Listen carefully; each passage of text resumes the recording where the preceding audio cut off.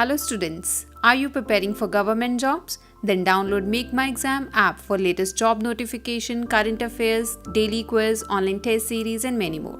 Available on Play Store and App Store. Hello students, welcome to Make My Exam official YouTube channel. आज हमने करना है chapter nouns. और nouns हमने क्यों करना है, क्योंकि आपको पता है कि जब भी हमने कोई भी कॉम्पिटिटिव एग्ज़ाम की तैयारी करनी होती है हमें सबसे पहले ग्रामर के बेसिक्स आने चाहिए। जब तक अगर उसमें हमने इंग्लिश लैंग्वेज को अटैम्प्ट करना है, इंग्लिश लैंग्वेज इट मीन्स कोई भी लैंग्वेज हो, अगर हमें उसका बेसिक ग्रामर पोर्शन ही नहीं आता है तब तक हम कैसे उसको अटैम्प्ट कर पाएंगे। तो आज हम बिल्कुल बेसिक चैप्टर से स्टार्ट करेंगे, दैट इज़ चैप्टर नाउन्स। और नाउन्स क्यों आए? आपको क्या लगता है कि इंग्लिश ग्रामर में नाउन्स को क्यों इंक्लूड किया गया होगा? आप खुद सोचिए, नाउन्स का क्या मतलब होता है। नाउन्स का मतलब होता है कोई भी चीज़ का नाम। ठीक है, अगर कोई भी चीज़ का नाम हमें पता ही नहीं होगा तब तक हम कोई चीज़ की बात कैसे करेंगे। ठीक है, आप कोई भी चीज़ आसपास अपने कोई भी चीज़ देख लीजिए, चाहे अगर मेरे हाथ में ये भी है तो इसका भी एक नाम है। अगर मैं किसी स्टेशनरी शॉप पे जाके कहती हूँ कि सर आई नीड समथिंग, और वो पूछेगा क्या चीज़ चाहिए आपको, जब तक मैं ये नहीं बोलूँगी, इसका नाम लेके नहीं बोलूँगी कि मुझे मार्कर चाहिए, तब तक उनको कुछ समझ ही नहीं आएगा कि मैं मांग क्या रही हूँ। ठीक है, तो इसलिए मुझे क्या चाहिए, हर एक चीज़ में उसका नाम, और नाम को ही बोलते हैं नाउन्स। तो नाउन्स की आपने बहुत बेसिक सी डेफिनेशन हमेशा से की होगी। उसका मतलब होता है name of any person, place और थिंग। तो अगर आप अपने इन्वायरमेंट में कोई भी चीज़ देखें, कोई भी ऐसी चीज़ नहीं है जिसका कोई नाम ना हो। ठीक है, और कोई भी चीज़ का जो नाम होता है उसको हम क्या बोलेंगे, नाउन्स। ठीक है, नाउन्स हमें क्यों हेल्प करते हैं? नाउन्स हमें चीज़ों को स्पेसिफाई करने के लिए, डिफाइन करने के लिए हेल्प करते हैं। तो अब हमने सीखनी है कि नाउन की कौन कौन सी टाइप्स हो सकती हैं, ताकि हम सेंटेंसेस में नाउन्स को आइडेंटिफाई कर पाएँ कि नाउन्स है कौन से हैं। ठीक है, और उसके बाद हम सीखेंगे नाउन्स के कुछ रूल्स, जो कि हम उसके प्रैक्टिस एक्सरसाइज के साथ करके देखेंगे। हम देखेंगे कि जब हमने उसकी इम्प्लीमेंटेशन करनी है तब हमने नाउन्स के एरर्स को कैसे फाइंड आउट करना है। तो पहले तो देखते हैं नाउन्स के टाइप्स। तो देखिए टाइप्स ऑफ नाउन्स क्या होती है। अब हमने करने हैं टाइप्स ऑफ नाउन्स। सबसे पहले अगर टाइप देखें तो सबसे पहले नाउन्स की टाइप होती है प्रॉपर नाउन्स। उसके बाद नाउन्स में क्या आता है, कॉमन नाउन्स। उसके बाद मेन नाउन की टाइप कौन सी होती है, possessive nouns. And the last one is collective nouns. ठीक है, तो हमारे पास अभी जो मेजर 4 टाइप्स के नाउन्स होते हैं। तो देखिए पहले नाउन कौन से होते हैं, proper noun. Proper noun as a name suggest, जिस भी चीज़ का पूरा नाम होगा, पूरा इन द सेंस एक परफेक्ट, एक एग्जैक्ट नाम होगा, उसको हम क्या बोलेंगे, प्रॉपर नाउन। फॉर एग्जाम्पल कोई भी, चाहे वो किसी चीज़ का नाम हो सकता है या चाहे वो किसी पर्सन का नाम हो सकता है। जैसे अगर मैं बोलूँ राम इज़ माई फ्रेंड।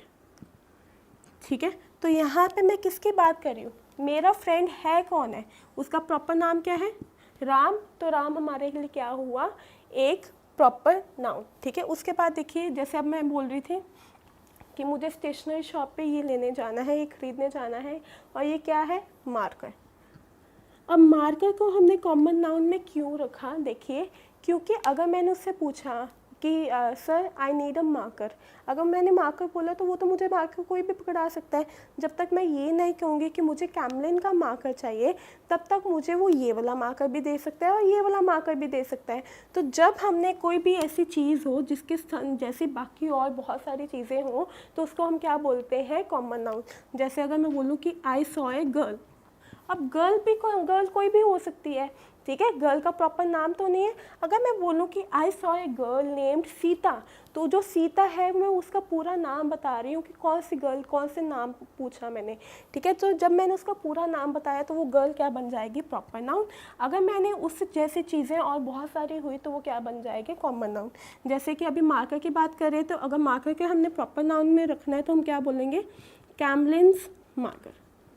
ठीक है, तो जब हम उसको पूरा बता देंगे कि मुझे इस कंपनी का मार्कर चाहिए तो वो क्या हो जाएगा, प्रॉपर नाउन। इसी तरह देखिए कॉमन नाउन में अगर मैं सिंपल बोलूँ कि आई लाइक पिज़्ज़ा, ठीक है। अब पिज़्ज़ा में कोई भी पिज़्ज़ा आ सकता है, क्या मैंने उसको स्पेसिफाई किया कि कौन सा वाला पिज़्ज़ा, स्पेसिफाई नहीं किया, ठीक है। तो वहाँ पे जो पिज़्ज़ा है वो क्या है, मेरा कॉमन नाउन है।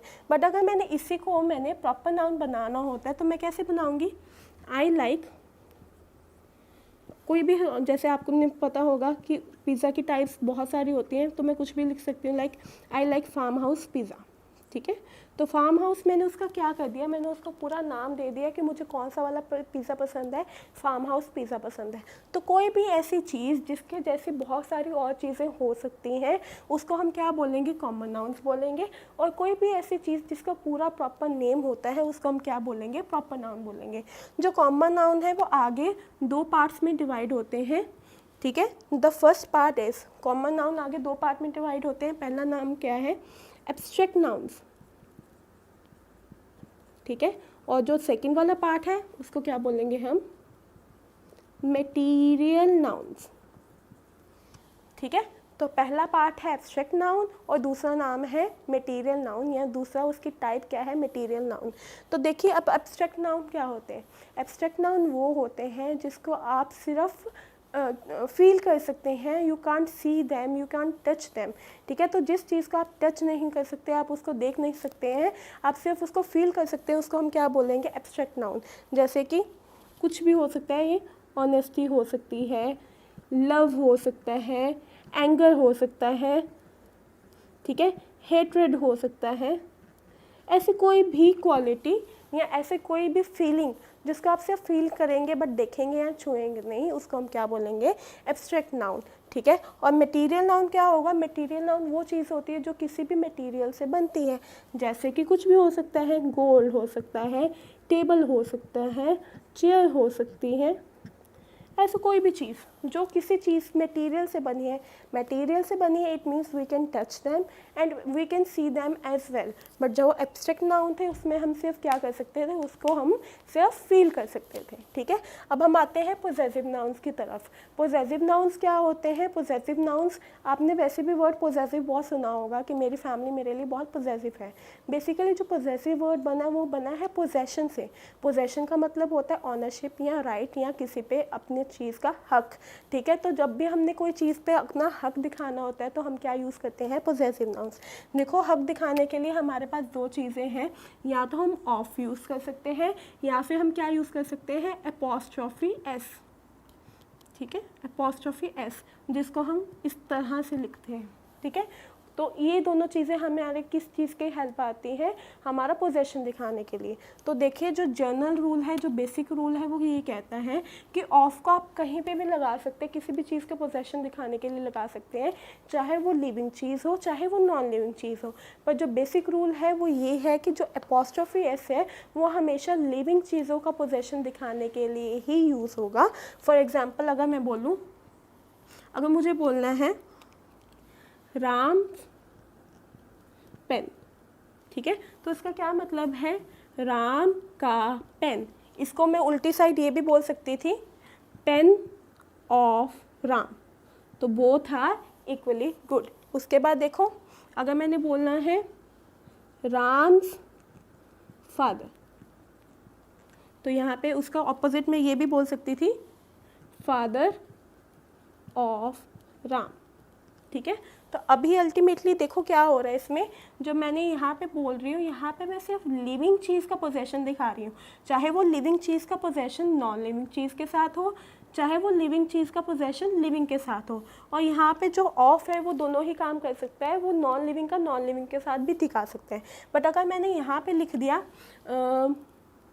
फ़ोन्स बैटरी, आपने सुना होगा जैसे हम बोलते हैं ना, माई फ़ोन्स बैटरी इज़ डेड। तो जो माई फ़ोन्स बैटरी हम बोलते हैं वो क्या है, वो ग्रामेटिकली गलत होता है, कि हमारा रूल क्या बोलता है कि हम सिर्फ लिविंग चीज़ों का पोजेशन ही एपोस्ट्रोफी एस के थ्रू दिखा सकते हैं।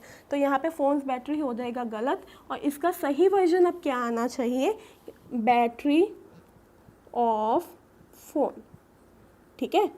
तो जब लिविंग चीज़ों का पोजेशन चाहे लिविंग के साथ हो चाहे नॉन लिविंग के साथ हो, हम एपोस्ट्रोफी यूज़ कर सकते हैं। बट अगर नॉन लिविंग चीज़ का पोजेशन किसी पे हो तो हमें हमेशा क्या यूज़ करना पड़ता है, ऑफ ही यूज़ करना पड़ता है।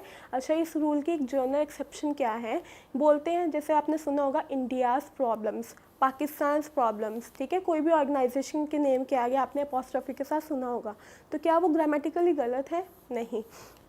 तो हमारी इस रूल की एक्सेप्शन क्या बोलती है, एक्सेप्शन बोलती है कि अगर कोई भी चीज़ ऐसी है जो ग्रुप ऑफ पीपल को शो करती है तो आप उसके साथ एपोस्ट्रोफी लगा सकते हैं। अदरवाइज़ अगर वो चीज़ नॉन लिविंग है और ग्रुप ऑफ पीपल को शो नहीं कर रही है तो आप उसके साथ एपोस्ट्रोफी एस नहीं लगा सकते पोजेशन दिखाने के लिए। होपफुली आपको ये वाला भी क्लियर है। और अब हम बढ़ते हैं हमारे लास्ट टाइप की तरफ, that is collective nouns. Collective nouns as a name suggest, name क्या बता रहा है कलेक्टिव नाउन्स का, देखो कलेक्टिव नाउन मतलब कलेक्शन। कलेक्शन किस चीज़ की, जब हम किसी चीज़ के कलेक्शन को एक नाम दे देते हैं उसको हम क्या बोलते हैं, कलेक्टिव नाउन्स। कलेक्शन को मतलब किसी चीज़ के ग्रुप को एक नाम दे देते हैं उसको हम क्या बोलेंगे, कलेक्टिव नाउन्स। जैसे कि बहुत बेसिक सी एग्जांपल, अगर हम स्टूडेंट्स हैं, स्टूडेंट्स के ग्रुप को हम क्या बोल देते हैं, अगर मैं बोलूँ कि I am going to teach group of students, मैं ये बोलूँगी नहीं। ग्रुप ऑफ स्टूडेंट्स के लिए मैं सिंपल क्या नाम लिख देती हूँ, क्लास ऑफ स्टूडेंट्स, ठीक है। तो ये जो क्लास है ये क्या है, ग्रुप ऑफ स्टूडेंट्स के लिए एक नाम है।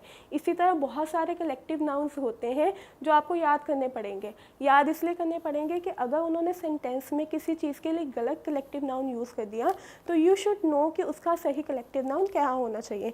चलो कुछ कलेक्टिव नाउन्स मैं आपके साथ डिस्कस करती हूँ, जैसे कि अभी हमने किया क्लास ऑफ स्टूडेंट्स। इसी तरह अगर मैं बोलूँ डैश ऑफ सिंगर्स, तो सिंगर्स के ग्रुप को क्या बोलते हैं, सिंगर्स के ग्रुप को बोलते हैं कोयर, ठीक है।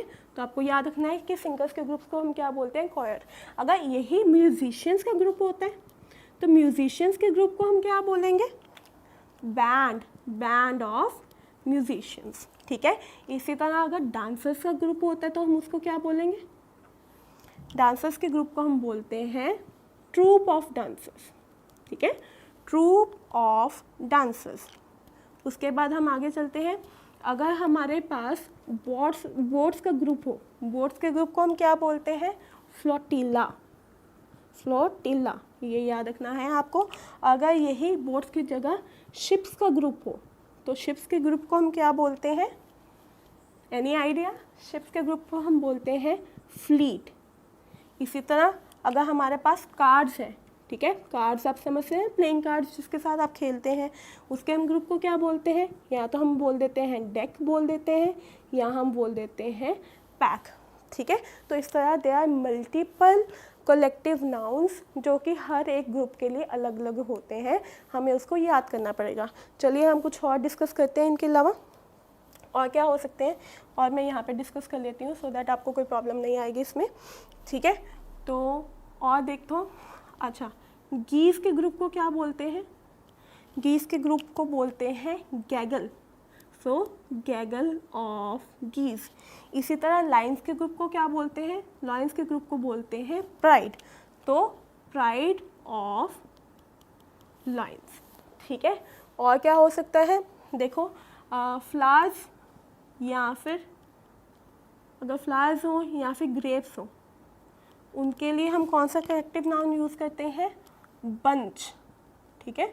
सो बंच ऑफ फ्लावर्स या फिर बंच ऑफ ग्रेप्स, हाँ बंच ऑफ कीज़ भी बोल सकते हैं, दैट इज़ इक्वली गुड, ठीक है। तो इस तरह से न्यूमरस कलेक्टिव नाउन्स है, you have to go through its list.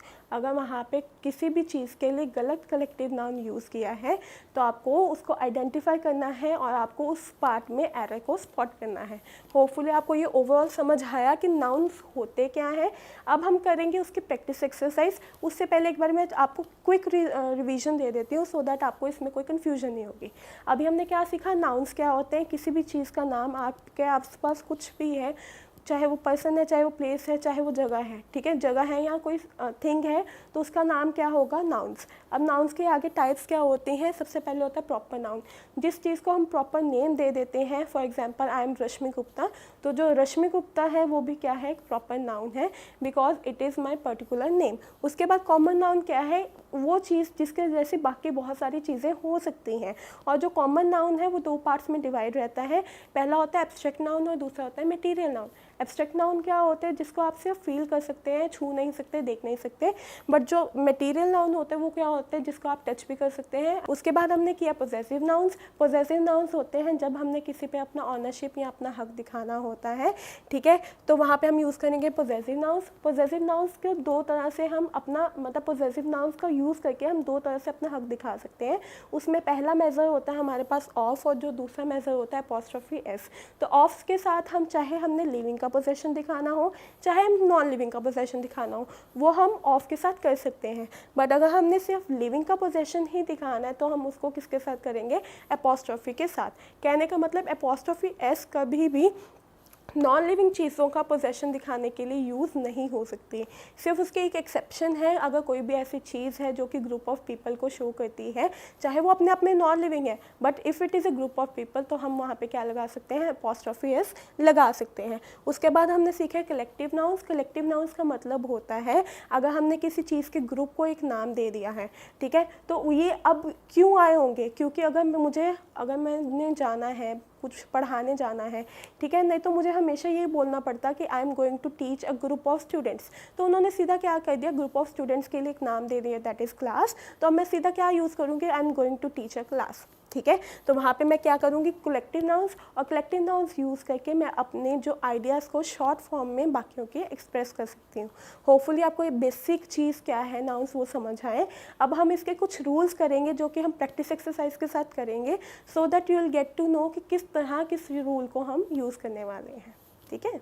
तो चलिए बढ़ते हैं हम अपने पहले क्वेश्चन की तरफ। तो हमारा पहला क्वेश्चन क्या है, देखो, bringing back of normal functioning of the working bodies after demonetization is the biggest concern for the people now, ठीक है। तो इसमें हमारा एरर है, फर्स्ट क्वेश्चन में हमारा एरर है पार्ट सी में, ठीक है। तो पार्ट सी में हमारा एरर है कि अब पार्ट सी में एरर क्या है, देखिए वहाँ पे क्या है, bringing back of normal functioning, ठीक है, यहाँ तक बिल्कुल सही है। Of the working bodies after demonetisation is, जो वहाँ पे इज़ यूज़ किया हुआ है, this is the main verb, और एक सेंटेंस में हम एक ही मेन वर्ब को यूज़ करते हैं। तो अगर आप उसी में देखिए कि सी पार्ट में दूसरा हमने क्या यूज़ किया हुआ है, कंसर्न्ड। जो कंसर्न्ड है ये हमारी क्या है, ये हमारे वर्ब है, ठीक है। तो ये वर्ब है, बट हमें वहाँ पे एक ही वर्ब हमारे पास ऑलरेडी है, तो वहाँ पे जो पोजीशन है वहाँ पे हमें नाउन चाहिए था। तो कंसर्न इज़ ए वर्ब, इसको चेंज करके हम क्या बना देंगे, concern, that is what, a noun, ठीक है। तो हमारा एरर था पार्ट सी में, ठीक है। अब हम बढ़ते हैं अपने नेक्स्ट क्वेश्चन की ओर। होपफुली आपको ये वाला क्वेश्चन समझ आया है। तो हमारा नेक्स्ट क्वेश्चन है, her hairs were messed up badly in the wind by the time she reached the function hall. देखो ये सारा का सारा सेंटेंस आपको शायद ठीक ही लग रहा होगा, क्योंकि हम नॉर्मल लाइफ में हेयर को हेयर्स यूज़ कर लेते हैं, पर आपको ध्यान रखना है कुछ नाउन्स ऐसे होते हैं जो कि चाहे ये प्लूरल मतलब बहुत ज़्यादा है, पर फिर भी इसको हम क्या मानते हैं, अनकाउंटेबल नाउन्स है। क्यों, आप अपने बालों को काउंट नहीं कर सकते हैं। अगर आप अपने बालों को काउंट नहीं कर सकते हैं तो वो क्या चीज़ होगी, अनकाउंटेबल। और जो हमारे अनकाउंटेबल नाउन्स है उसके हम कभी भी प्लूरल फॉर्म को यूज़ नहीं करते हैं। तो यहाँ पे जो हेयर्स है उसको हमेशा हमें किस में रखना पड़ेगा, सिंगुलर फॉर्म में रखना पड़ेगा। तो इसलिए जो हमारा सेकेंड पार्ट में एरर है वो है हमारा पार्ट ए में, ठीक है। तो वहाँ पे क्या आना चाहिए था, हेयर्स की जगह क्या आना चाहिए था, हेयर्स गलत हो गया, उसकी जगह आना चाहिए था हेयर। और हेयर को फिर उसके बाद कॉम्प्लीमेंट करने के लिए जो हमारा वर्ब भी है वो वॉज की जगह, वर्ब की जगह क्या आना चाहिए था, वॉज, ठीक है। अगर आपको, चलो मैं एक बता देती हूँ कि अगर आपको ऐसी कोई भी चीज़ जो कि अनकाउंटेबल है आपको उसको प्लूरल बनाना है तो आप वहाँ पे क्या करेंगे, उसका कोई वर्ड लगा देंगे जिससे कि वो प्लूरल बन पाए। फॉर एग्जांपल अगर ऐसा हो कि जैसे हम बोलते हैं ना आपके 4 बाल झड़ गए, हम ऐसे बोलते हैं कि आज तो मेरे 4 बाल झड़ गए। अगर बाल झड़ गए हैं और वहाँ पे मैं क्या लगा रही हूँ, 4, तो मतलब मैं उसको किस तरह यूज़ कर रही हूँ, काउंटेबल की तरह यूज़ कर रही हूँ। तो अगर मैंने उसको काउंटेबल की तरह यूज़ करना है तो मैं क्या बोलूँगी, I have lost 4 strands of hair, ठीक है। तो यहाँ पे जो स्ट्रैंड्स हैं उसको यूज़ करके मैंने क्या बनाया, जो अनकाउंटेबल नाउन है उसको काउंटेबल बनाया, और काउंटेबल बना दिया तो मैं वहाँ पे क्या यूज़ कर सकती हूँ, नंबर यूज़ कर सकती हूँ। इसी तरह आपने छोटे होते किया होगा, आपको पता है वर्क, काम, काम को कभी गिना नहीं जा सकता। हम ये बोल देते बहुत काम है, हम ये तो नहीं कभी बोलते कि एक काम है, मुझे एक काम है बोल देते हैं, मतलब ये नहीं बोलते मेरे पास 2 काम है, 3 काम है, 4 काम है। शायद आपको ये हिंदी में ठीक लग रहा होगा, 1 काम, 2 काम, 3 काम, बट जो इंग्लिश में देखो तो वर्क इज़ ऑलवेज अनकाउंटेबल। अगर वो चीज़ अनकाउंटेबल है तो उसको काउंटेबल बनाने के लिए आप छोटे होते भी क्या करते होते थे, I have an urgent piece of work, an urgent piece of work. या तो आप ये बोलो कि आई हैव अर्जेंट वर्क। अगर आपने एन लगाना है, एन का क्या मतलब है, एन हमेशा सिंगुलर नाउन्स के साथ लगता है, अगर आपने उसमें एन लगाना है तो आप क्या लगाओगे वहाँ पे, पीस ऑफ वर्क। इस तरह से अगर कोई भी ऐसा नाउन है जो कि अनकाउंटेबल है, जैसे कि ब्रेड, ठीक है, अब ब्रेड भी हमेशा क्या रहता है, अनकाउंटेबल। अब ये ब्रेड वो नहीं है जो हम कंज्यूम करते हैं, जो वाइट ब्रेड या ब्राउन ब्रेड आती है, ब्रेड मीन्स मील्स, तो जो आपका मील्स है वो भी हमेशा क्या होता है, अनकाउंटेबल। पर अगर आप जो ब्रेड कंज्यूम करते हैं, वाइट ब्रेड या ब्राउन ब्रेड, आपको उसको वो उस सेंस में यूज़ करना है, तो आप क्या बोलोगे कि I have had 4 slices of bread, ठीक है। तो वहाँ पे आपने स्लाइसेस वर्ड यूज़ करके उस अनकाउंटेबल नाउन को क्या बनाया, काउंटेबल। होपफुली आपको क्लियर है कि यहाँ पे जो हेयर्स है वो क्या है, अनकाउंटेबल की सेंस में यूज़ हो रहे थे। अनकाउंटेबल क्योंकि हमें नहीं पता उसके कितने सारे बाल जो मैसअप हो गए हैं, तो अगर अनकाउंटेबल के सेंस में यूज़ करना है तो हम क्या करेंगे, उस जो नाउन को हमेशा सिंगुलर फॉर्म में रखेंगे, तो उसके बाद जो वर्ब आता है वो भी हम हमेशा किस में रखेंगे, सिंगुलर फॉर्म में ही रखेंगे। होपफुली ये वाला आपको बिल्कुल क्लियर है। अब हम बढ़ते हैं अपने नेक्स्ट क्वेश्चन की ओर, और हमारा नेक्स्ट क्वेश्चन क्या है, all the women athletes have performed far better than man athletes this sports season. तो आपको शायद ये लग रहा होगा कि जो पार्ट सी में है वहाँ पे मैन एथलीट्स की जगह क्या आना चाहिए, मैन एथलीट्स आना चाहिए, पर नहीं, ऐसा नहीं है। यहाँ पे गलती किस में है, गलती है पार्ट ए में। अब देखिए क्यों, क्योंकि जब वहाँ पे विमेन एथलीट्स बोल रहे हैं तो वहाँ पे हमारा नाउन क्या है, एथलीट्स है, और जो ये विमेन है ये इस चीज़ को क्वालिफाई कर रही है कि एथलीट्स कौन सी है, एथलीट्स वो है जो कि फीमेल कैटेगरी की है या फीमेल जेंडर की, फेमिनिन जेंडर की है। अगर वो यहाँ पे इसको क्वालिफाई कर रही है तो ये क्या बन रहा है, एडजेक्टिव। और आपको हमेशा ध्यान रखना है कि आपका एडजेक्टिव कभी भी प्लूरल फॉर्म में नहीं हो सकता, आपका एडजेक्टिव कभी भी प्लूरल फॉर्म में नहीं हो सकता। जो प्लूरल फॉर्म में होता है वो क्या होता है, हमेशा नाउन होता है। तो यहाँ पे जो एथलीट्स है that is already in plural form, पर यहाँ पे जो विमेन है जो कि एडजेक्टिव बन रहा था वो किस में है, प्लूरल फॉर्म में है, पर हमें उसको किस में करना पड़ेगा, सिंगुलर फॉर्म में करना पड़ेगा। तो जो हमारा थर्ड क्वेश्चन में पार्ट ए में हम क्या करेंगे, वुमेन की जगह क्या यूज़ करेंगे, विमेन की जगह क्या यूज़ करेंगे, वुमेन, सो दैट हम उसको ठीक कर पाएँ। अगर इसके एक और एग्जांपल छोटा सा बहुत बेसिक सा सेंटेंस लेके आपको समझाती हूँ। अगर मैं बोलूँ कि देखिए, अगर मैं बोलूँ कि शी इज़ गुड, ठीक है, तो शी इज़ गुड, ठीक है, गर्ल, ठीक है, तो यहाँ पे मैं क्या लिखूँगी, she is a good girl, ठीक है। अब यहाँ पे जो गुड है वो क्या है, इस गर्ल का एडजेक्टिव है। क्या मैं कभी भी ये बोल सकती हूँ गुड्स गर्ल बोल सकती हूँ, नहीं, क्यों, क्योंकि ये क्या है, एडजेक्टिव है। अगर मैं बोलूँ कि दोज आर गुड्स गर्ल्स, अगर मैंने इसको प्लूरल में भी यूज़ करना हो, दोज आर गुड्स गर्ल्स, ऐसा कभी हो सकता है, नहीं हो सकता। हम हमेशा क्या बोलेंगे, दोज आर गुड गर्ल्स, क्योंकि हमारा जो नाउन है सिर्फ ये ही प्लूरल में होना चाहिए, बट जो हमारा एडजेक्टिव है वो कभी भी प्लूरल फॉर्म में नहीं होता। होपफुली आपको ये वाला क्लियर है। अब हम बढ़ते हैं अपने नेक्स्ट वाले क्वेश्चन की ओर और देखते हैं हमारा नेक्स्ट क्वेश्चन हमें क्या बोल रहा है। देखो नेक्स्ट क्वेश्चन क्या बोल रहा है, there were a great many questions which were left unanswered at the end of the investigation.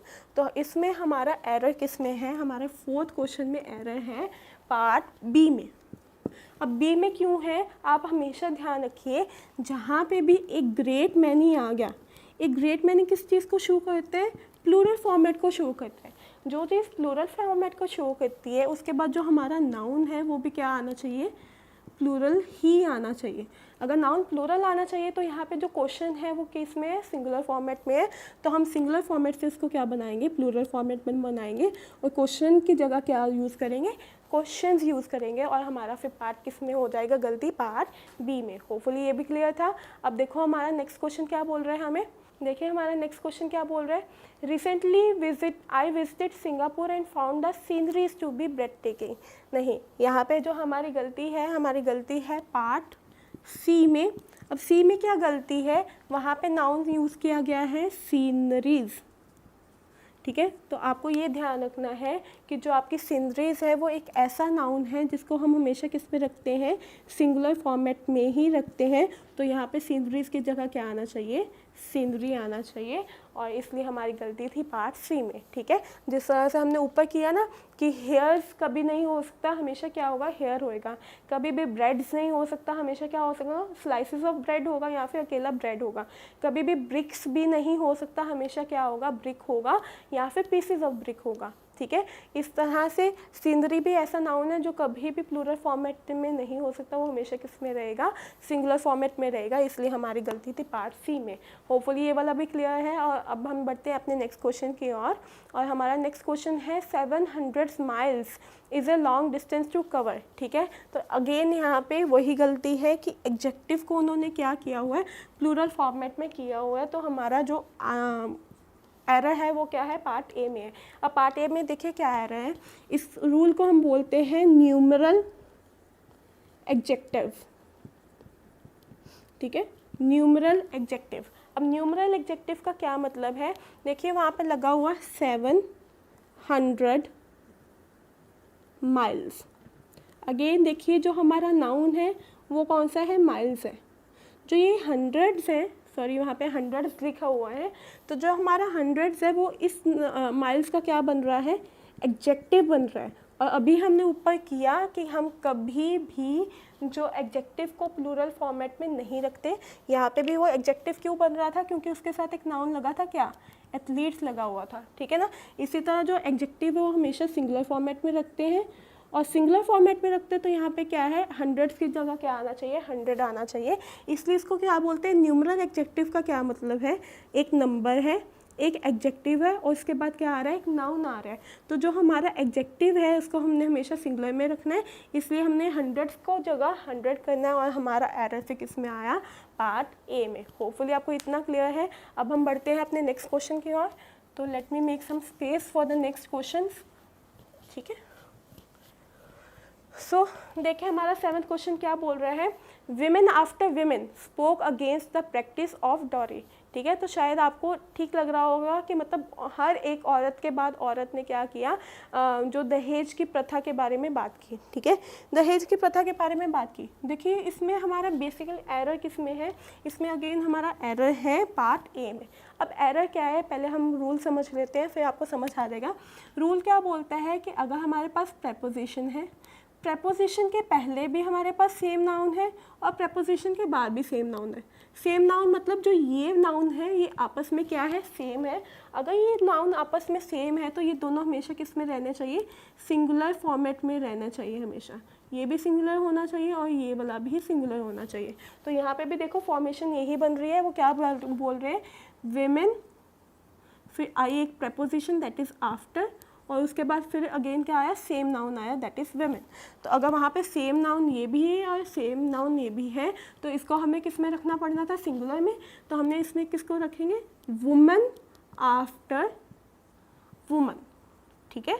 तो हमारा करेक्ट फॉर्मेट क्या होगा, woman after woman spoke against the practice of डोरी, ठीक है। तो यही हमारा करेक्ट वर्जन था। होपफुली आपको ये समझ आया।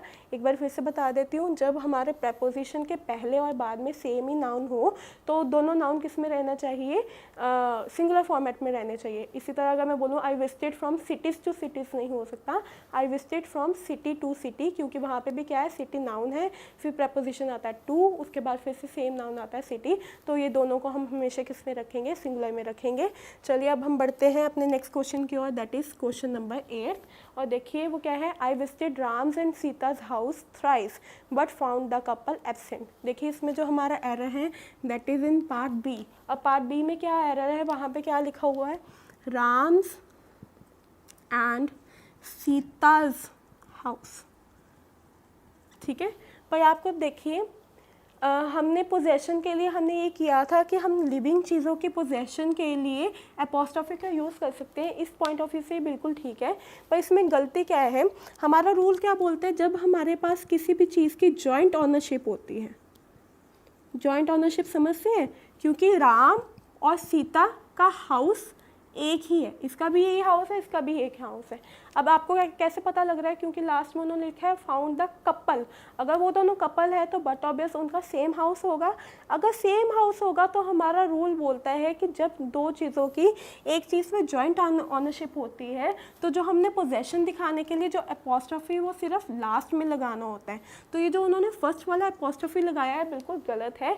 तो यहाँ पे क्या आना चाहिए था, I visited Ram and Sita's house. Ram and Sita's house मतलब ये दिखाएगा कि इन दोनों का हाउस एक सेम ही है। अगर हमने ये दिखाना होता कि राम का हाउस अलग है और सीता का हाउस अलग है, फिर हम ये फॉर्मेट यूज़ करते हैं Ram's and Sita's house. But अगर वो दोनों कपल है जो कि मेंशन है सेंटेंस में, तो इट मीन्स उनका एक ही घर तो होगा। जॉइंट ऑनरशिप है तो हमने जो पोजेशन है वो सिर्फ लास्ट में लगाना होता है उस नाउन से पहले जिस पे हमने पोजेशन दिखाना है।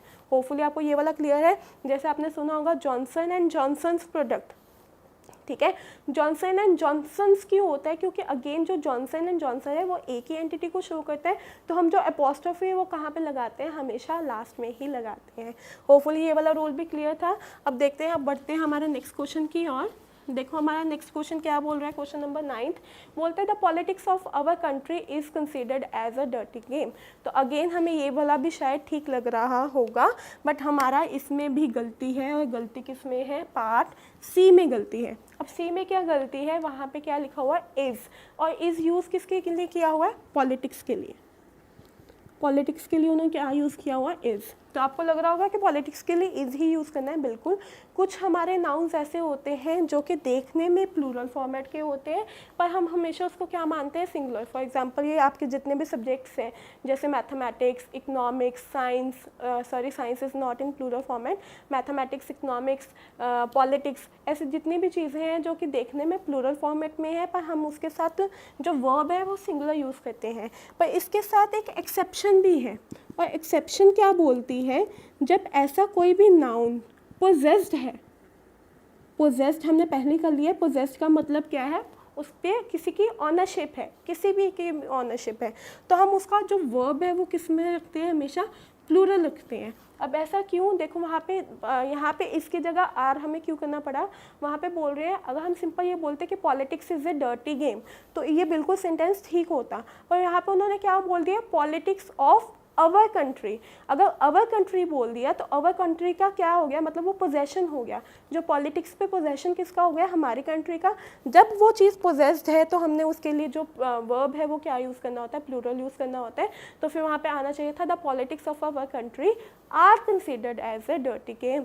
चाहे हमें सुनने में इतना नहीं अच्छा लगता क्योंकि शायद हमने ये ग्रामेटिकल रूल पहले नहीं फॉलो किया है, पर आप हमेशा याद रखेंगे अगर मैं बोलूँ कि mathematics is a very easy subject, ठीक है। अगर मैं ये बोलूँ माई मैथमेटिक्स, अब माई से क्या कर रही हूँ मैं, मैथमेटिक्स पे पोजेशन कर रही हूँ। अगर उस पर मैंने किसी चीज़ का पोजेशन दिखा दिया तो मैं क्या बोलूँगी, माई मैथमेटिक्स आर वीक या फिर आर स्ट्रॉन्ग।